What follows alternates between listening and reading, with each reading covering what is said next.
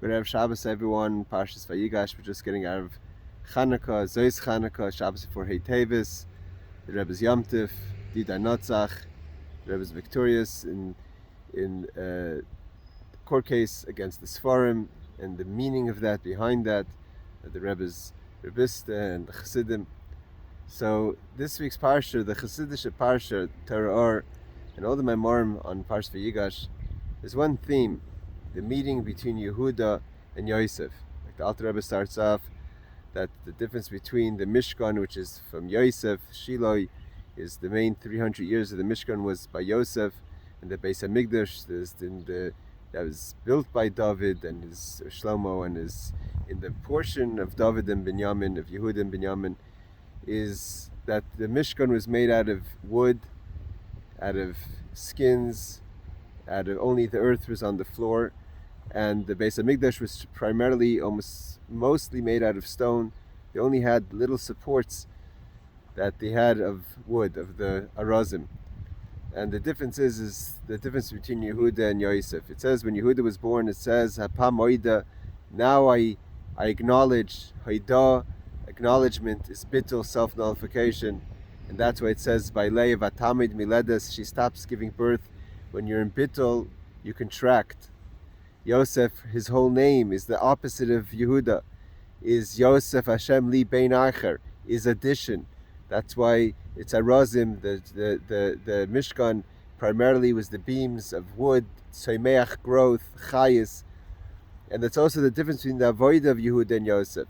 Yosef is the avoida of geula, of redemption, an addition, bringing more light, and Yehuda is tefillah, which is the idea of bittul. We stand quietly, Shemona Esrei.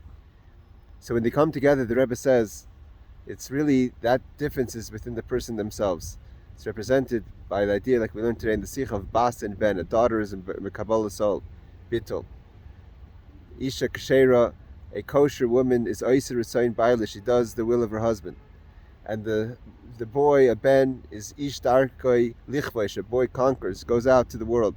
Seemingly, that's two opposites. If you're a passive person, if you're a bittul person, then you're not an outgoing person, a conqueror. And if you're a conqueror, usually you don't have that much bittul, self-nullification. So how do we combine that? How do we put that all together? And that's Vayigash. That's the whole parsha. Everything starts, the beginning of Golus, which is really the beginning of Geula, starts. It all starts in the beginning of this week's parsha, because, like the Rebbe says, to be a true conqueror has to come from bittul. The true person who's able to have to have no limits to using their strengths, to using their qualities, is the foundation. Bas Tchila is to have Kabbalah soul first. Like the Rebbe says, what does it mean really that Isha Kashera Oiser Ritzayin Baila?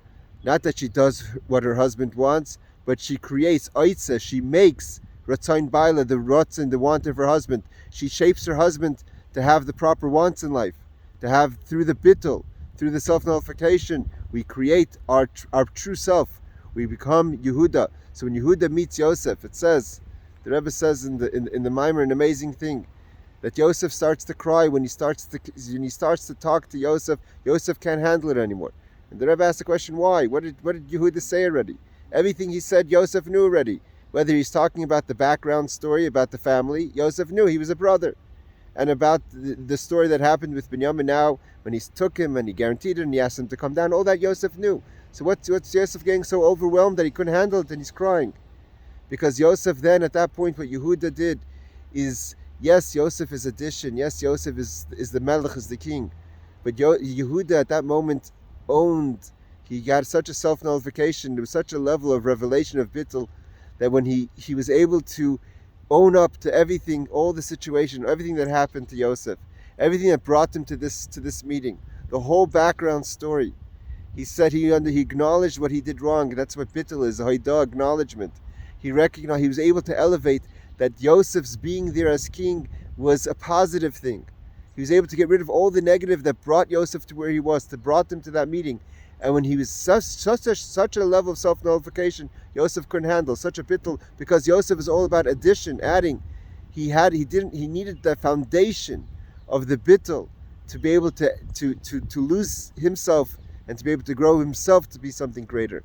And that's the idea of the meaning. That's why it says in Haftorah, Va'avdi David Nasi Alayim. Why is David the king? Because the foundation of Bittul, that's the Oiser Ritzayin Bailu, when that creates what our wants are, is the self-nullification, is the Bittul knowing that's not about growth for ourselves, accomplishments for ourselves, what's needed from us. Through that that's Mashiach, that's why David is going to be the king, and that's why hopefully in Mirz Hashem we should be Hey Teves to the Rebbe celebrating the Gula Mitzvah Shlem. Good job.